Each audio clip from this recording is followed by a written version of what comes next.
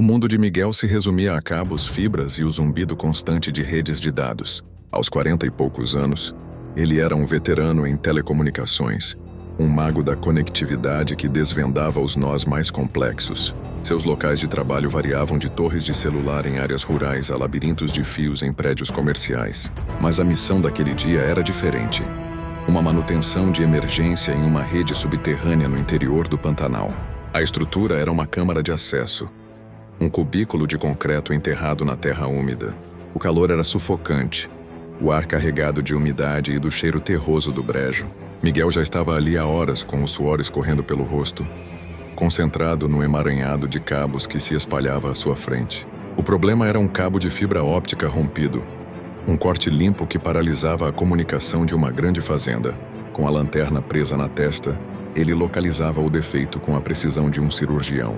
Ele estava no último passo preparando a emenda, quando a luz de sua lanterna capturou um movimento no fundo da câmara. Uma sombra se projetou contra a parede. Miguel congelou. A câmara era para ser uma área isolada. Uma estrutura selada para proteger os cabos das intempéries. O que poderia estar ali? Um roedor, uma cobra? O som que veio em seguida dissipou qualquer dúvida. Um arrastar pesado, como uma pedra sendo arrastada no concreto, seguido por um estalo gutural. Ele virou a cabeça devagar. A luz de sua lanterna revelou uma forma colossal. Uma figura reptiliana que parecia ter saído de um pesadelo. Era um jacaré, mas de um tamanho que ele nunca tinha visto. O bicho era monstruoso, com o dobro do tamanho dos jacarés comuns do Pantanal. Seus olhos, que brilhavam com uma luz amarela sinistra, estavam fixos em Miguel. Era um predador e Miguel, preso naquele buraco, era a presa. O ar na câmara ficou pesado e o tempo pareceu desacelerar. Miguel, com o coração batendo forte no peito, tentava raciocinar.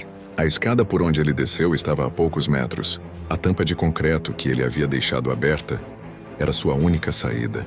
Mas o jacaré, com a mandíbula ligeiramente aberta, exibia uma série de dentes afiados como facas. O animal se moveu devagar, um passo de cada vez, diminuindo a distância entre eles. Miguel, com os músculos em tensão máxima, sabia que não podia entrar em pânico. Sua experiência em situações de risco, fosse no topo de uma torre em uma tempestade ou na beira de um precipício, o havia ensinado a manter a calma. Ele recuou um passo com os olhos fixos nos do réptil. O jacaré parou, como se estivesse gostando do jogo.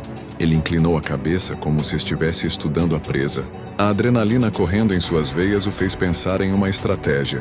Ele pegou um dos cabos de fibra óptica que ele tinha cortado e enrolou na mão.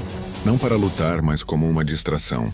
Ele jogou o pedaço de cabo em uma direção oposta à escada. O jacaré, por um instante, hesitou. E o barulho fez com que o predador se movesse na direção do som. Foi o momento que Miguel precisava. Ele se lançou para a escada. As mãos escorregavam no metal úmido. Ele subia degrau por degrau enquanto sentia a vibração, no concreto com o movimento do animal. Ele ouviu o baque do jacaré contra a parede de concreto e um som de dentes raspando na escada logo abaixo de seus pés. O cheiro de lodo e de carne em decomposição se misturava com o suor do medo. Com um último esforço, ele se impulsionou e alcançou a superfície. A luz do sol da tarde parecia um milagre.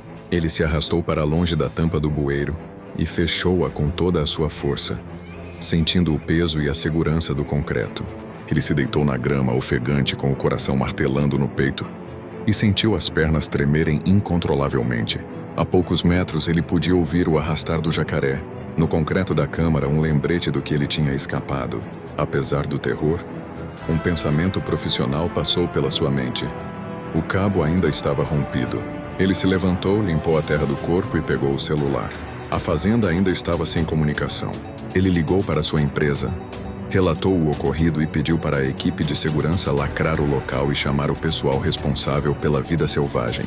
Ele não precisava ser o herói da história. Ele precisava ser o sobrevivente. E ele tinha uma história para contar que ninguém acreditaria.